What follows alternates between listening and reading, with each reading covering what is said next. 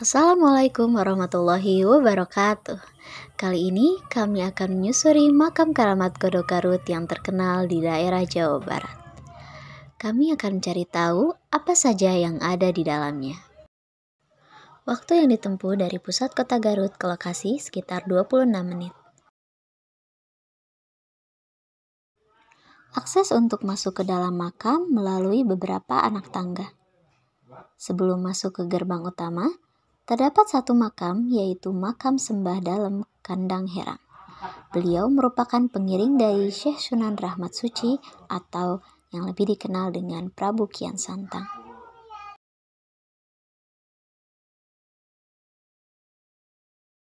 Para peziarah setiap harinya berdatangan, baik warga setempat maupun dari luar kota. Bahkan peziarah dari luar Garutlah yang lebih banyak berdatangan. Mereka membawa kompan air, alat pusaka, dan benda-benda spiritual lainnya yang tentunya memiliki maksud tertentu.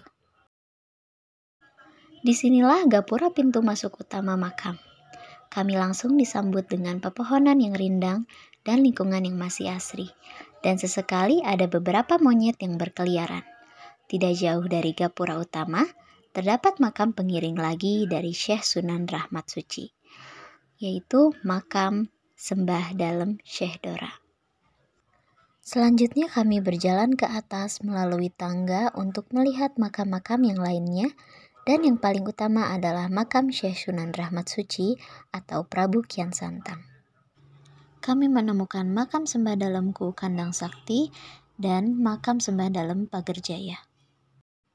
Lingkungan sekitar makam terdapat bangunan lain seperti tempat menginap para peziarah, aula, musola, dan WC umum. Makam Godok memiliki luas kawasan sekitar 20 hektar.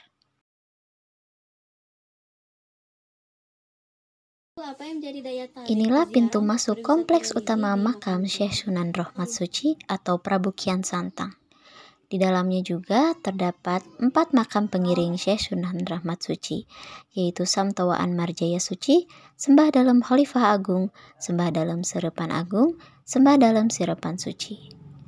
Jadi total makam pengiring Syekh Sunan Rahmat Suci di makam Godok ini sebanyak 8 makam.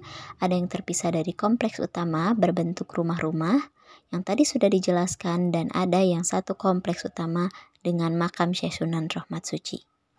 Sunan Godok atau Syekh Sunan Rahmat Suci atau Prabu Kian Santang adalah penyebar agama Islam pada akhir abad ke-15 sampai awal abad ke-16 di daerah Timbanganten. Menurut tradisi lisan yang berkembang di daerah Garut, Sunan Godok dipercaya sebagai tokoh salah seorang anak Prabu Siliwangi dari Nyai Putri Subang Larang yang beragama Hindu menurut cerita tradisi lisan. Kemudian diceritakan bahwa Syekh Sunan Rahmat Suci ketika kembali dari Tanah Suci Mekah membawa sewadah tanah. Sepanjang perjalanan menelusuri daerah-daerah di Indonesia, tanah tersebut berceceran. Pada setiap tempat ketika tanah itu jatuh, pada masa kemudian menjadi tempat lahirnya para wali. Pada saat menuju Gunung Suci, tanah yang dibawanya bergoyang atau godeg. Dari sinilah nama Godok lahir. Sunan Rahmat Suci pun terkenal sebagai Sunan Godok. Selain makam keramat yang selalu dikunjungi peziarah, tempat lain yang selalu didatangi untuk mendapat keberkahan adalah 3 cai. Yang pertama cai kahuripan, kedua cai kajayaan, ketiga cai kawurukan. Konon mata air yang keluar langsung dari sumbernya di kaki bukit Godok tersebut kerap digunakan Sang Prabu saat menjalani ritual sucinya. Air sungai yang mengalir di dekat sumber mata air ini sangat jernih dan tidak pernah kotor. Apa yang menjadi daya tarik peziarah untuk berwisata religi di makam Godok Garut? Biasanya banyak jemaah itu nanya kan di atas makamnya Prabu Kian Santang. Jadi yang jadi menonjolnya itu daya tariknya teh makam yang udah masuk kan ke dalam ada yang di apa itu teh pakai kelambu. Nah, jarahnya banyak yang jarahnya tuh ke situ. Kalau biasanya yang makom yang satu-satu pakai rumah kayak gitu, itu katanya mah prajurit ajudan Prabu Kian Santang. Jadi banyaknya ke yang di atas. Iya. Peziarah dari daerah mana saja yang biasanya berkunjung ke sini? Banyak biasanya, Bogor, Bandung juga banyak. Daerah Limbangan, Garut itu banyak. Kalau biasanya kalau Mulut sama Silih Mulut banyaknya itu dari daerah Limbangan, kan pesantren-pesantren banyak. Apalagi kan sekarang 2 bulan lagi Mulut tuh. Sekali itu teh anak pesantren, bapak-bapak. Terus waktu itu juga ada, kan kalau bis di bawah di Cempaka sampai 11 bis. 11 bis. Oh. Kalau Jadi, dari luar provinsi ada? Sulawesi paling juga Sumatera, tapi itu karena 1 2. Tapi kalau misalkan datang nih satu dari ini, mungkin rekomendasi atau gak tahu apa itu dari si tamunya, pas waktu berikutnya juga banyak sini.